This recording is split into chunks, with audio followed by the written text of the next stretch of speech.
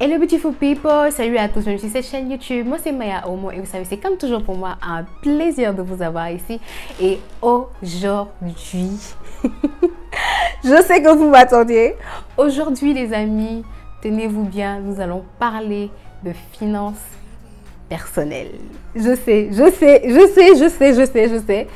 que ça fait un bail, il y a plein de personnes qui m'ont dit mais Marianne, qu'est-ce qui s'est passé? Genre, qu'est-ce qui s'est passé? Pourquoi tu ne fais plus de vidéos sur la finance personnelle? Pourquoi tu parles plus et tout ça? Mais les amis, je peux pas être hypocrite. Je peux pas être hypocrite, les amis. Je parle de finances personnelles comme moi-même, je pense que financièrement, ça va. Genre que je suis les conseils et que je les applique. Mais je peux pas venir m'asseoir ici et vous donner des conseils de finances quand moi-même j'ai fait des erreurs. Vraiment. Donc, je me suis dit qu'il fallait d'abord faire le point et venir vous parler maintenant de ces erreurs-là et peut-être pourquoi pas vous aider aussi à les surmonter. Et donc aujourd'hui, nous allons parler de 5 erreurs de finances personnelles que j'ai commises et que j'aimerais partager avec vous pour que vous aussi, vous puissiez soit les surmonter ou soit les éviter. Donc si vous voulez savoir davantage, restez connectés.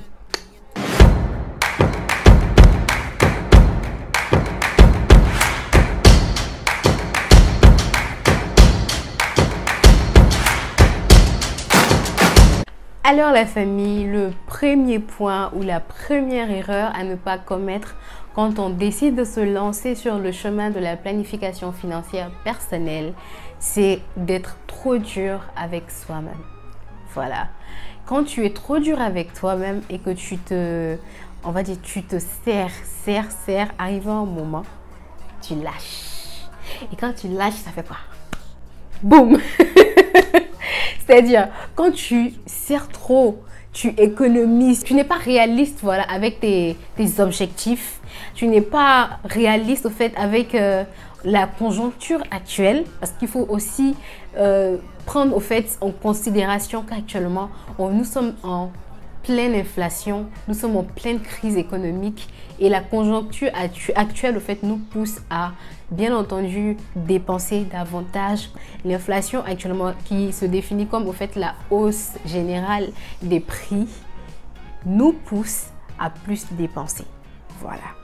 À force de se serrer, à force de ne pas vouloir vivre, quand tu vas vouloir vivre un peu et que tu prends goût dedans là, tu vas vivre beaucoup. Et arrivé un moment, tu ne sais pas ce qui s'est passé, tu ne sais pas comment tu as dépensé, mais tout ton argent est parti. Le deuxième point des erreurs à ne pas commettre en matière de finances personnelles, c'est se faire confiance, se faire trop confiance. Voilà. Quand tu te dis à un moment que j'ai maîtrisé quand même, on va dire le système au fait de mes finances, je sais ce que je fais et tout ça. En fait, se faire un peu trop confiance, arriver à un moment, crée du laxisme. Voilà. C'est pareil aussi que, en fait, je pense que le premier point découle de ce point-là. Quand tu te dis que non, tu as serré, tu peux relâcher un peu, arriver à un moment, tu relâches trop. C'est mieux d'être constant, même si vous économisez, je ne sais pas, 0,05% de vos revenus et que ces 0,05% là sont constants sur toutes les périodes ou sur tous les mois. C'est mieux que de commencer à économiser 20%, 30%, 40%, 50% et que vous ne pouvez plus. Vous faites maintenant 10%, vous faites 5%, après ça fait moins 1, moins 10 et tout ce que vous aviez économisé, vous continuez à puiser dedans. C'est mieux d'avoir en fait une certaine constance que d'essayer de se donner des objectifs trop inatteignables. Voilà. Alors, le prochain point, la prochaine erreur que j'ai commise en matière de finances personnelles est de ne pas suivre mes dépenses. Voilà. Je ne sais pas si vous vous souvenez, quand j'ai partagé avec vous le budget qu'on devait mettre sur place pour pouvoir essayer de maîtriser nos dépenses, j'ai parlé aussi d'avoir ce que j'appelais un expenses tracker, c'est-à-dire quelque chose qui suit tes dépenses. Voilà. Et si vous voyez bien sur le fichier que j'ai partagé Excel, après au fait le budget, vous voyez à côté il y a une deuxième feuille, voilà, où j'ai mis et budget tracker. C'est-à-dire quoi? Nous devons en fait, si c'est sur une certaine périodicité, on peut se choisir la périodicité sur la semaine par exemple, avoir en fait un autre un notebook ou bien une feuille Excel sur lequel, au fait, ou sur laquelle on va devoir noter nos dépenses. Et c'est ce suivi-là, au fait, qu'on va prendre et comparer au budget qu'on avait déjà mis sur place à la base. Et nous saurons ainsi, au fait, si nous suivons le budget comme on l'a déterminé. Et moi, mon problème, c'est que certes, j'avais le Expenses Tracker, j'avais mon fichier pour pouvoir remplir mes dépenses, mais je ne remplissais pas les dépenses. C'est-à-dire, aujourd'hui, si je sors, quand je rentre à la maison, il va falloir que je prenne, au fait, un stylo, une feuille, écrire j'ai dépensé telle chose, j'ai dépensé telle chose, j'ai dépensé telle chose. Parce que tant qu'on n'écrit pas sur noir sur blanc, on ne réalise pas, au fait, qu'on est en train de faire sortir notre argent. Quand on sort et tout ça, ouais, on achète un petit truc à boire. Bon, ça, c'est rien de méchant. J'ai acheté un petit Fanta, j'ai acheté un petit truc. C'est rien de méchant. Mais le petit Fanta, la petite bouteille d'eau, les petits chewing-gums, les petits biscuits et tout ça, qu'on ne note pas, finalement, ça devient en fait une dépense qu'on ne réalise pas sur le long terme. Donc, il est bien beau d'avoir un budget, mais il est bien plus important de pouvoir suivre ses dépenses de manière périodique. Le prochain point, c'est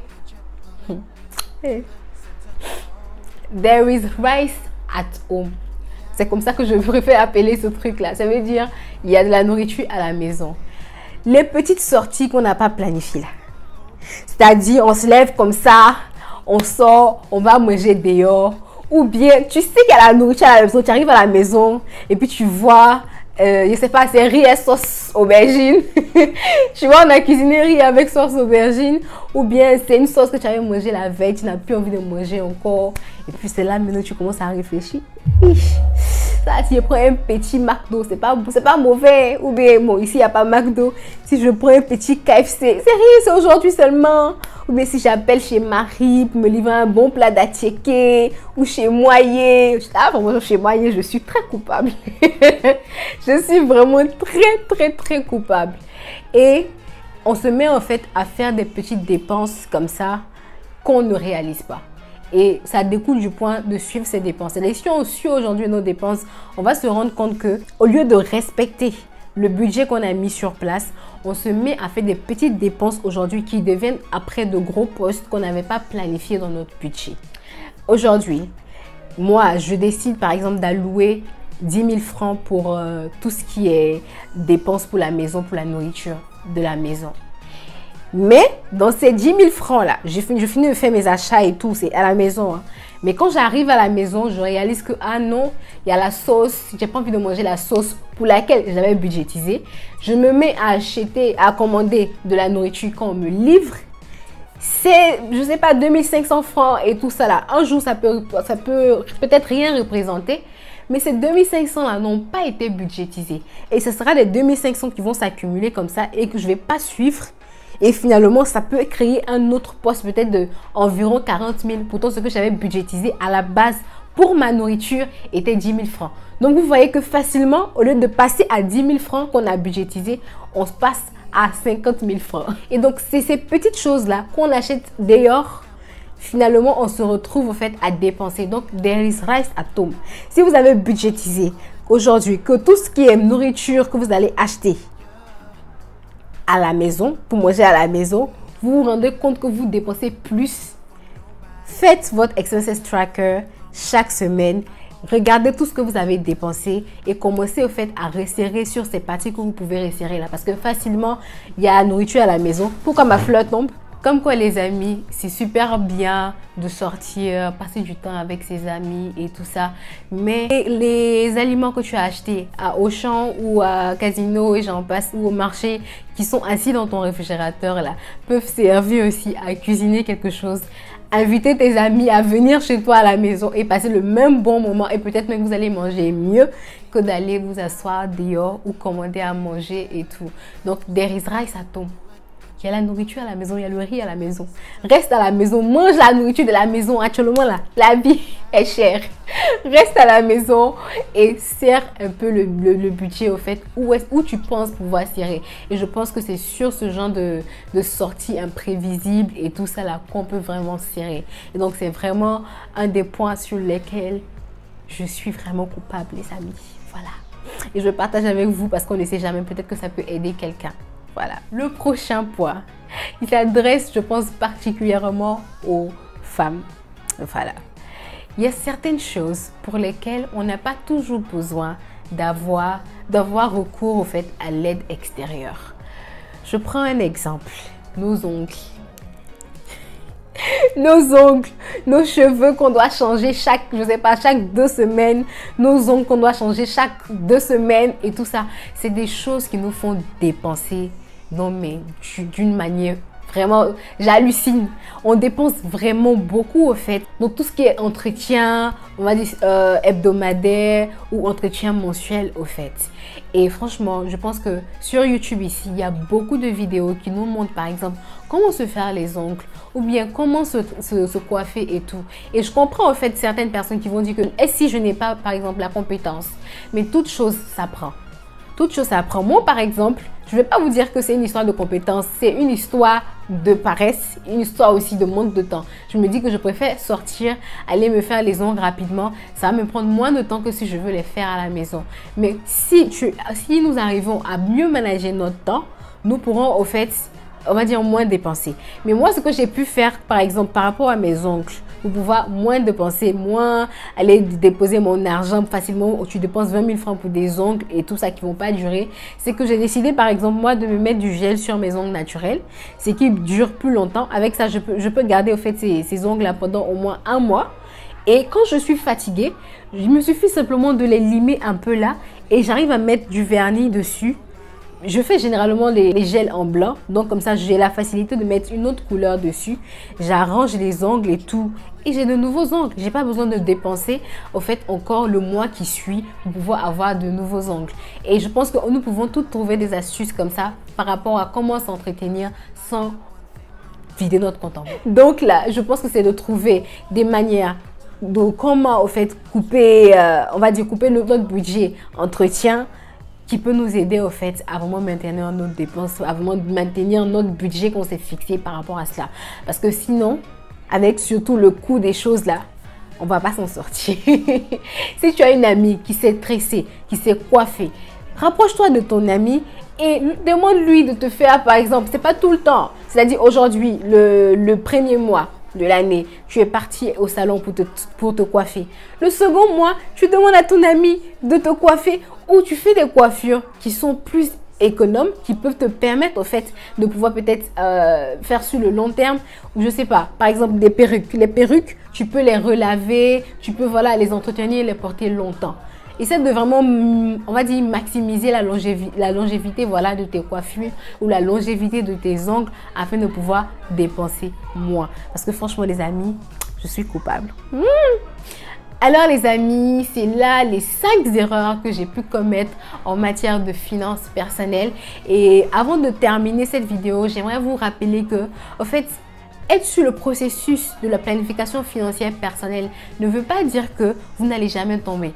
Ne veut pas dire que vous êtes dans une situation où tout sera rose. Voilà, c'est un processus. Donc, forcément, vous allez tomber et c'est au fait de tous ces échecs-là que vous allez apprendre. C'est un processus sur lequel finalement, vous allez être un produit fini. Vous allez être quelqu'un qui arrive à mieux gérer ses finances et on apprend de ses erreurs, n'est-ce pas? Et donc moi aujourd'hui, j'ai partagé avec vous ces erreurs-là, desquelles j'ai appris aujourd'hui, desquelles je peux aujourd'hui ressortir au fait avec plus d'expérience et je sais ce qu'il faut faire pour pouvoir maintenant maximiser mes économies, maximiser mes investissements.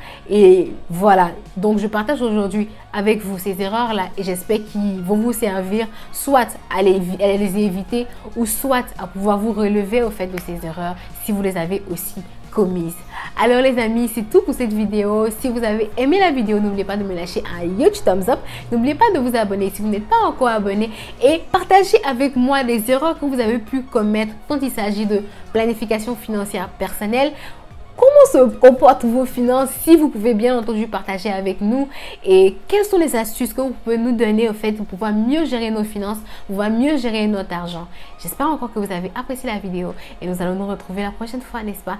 Et donc d'ici là, portez-vous bien. Bye bye. Take care.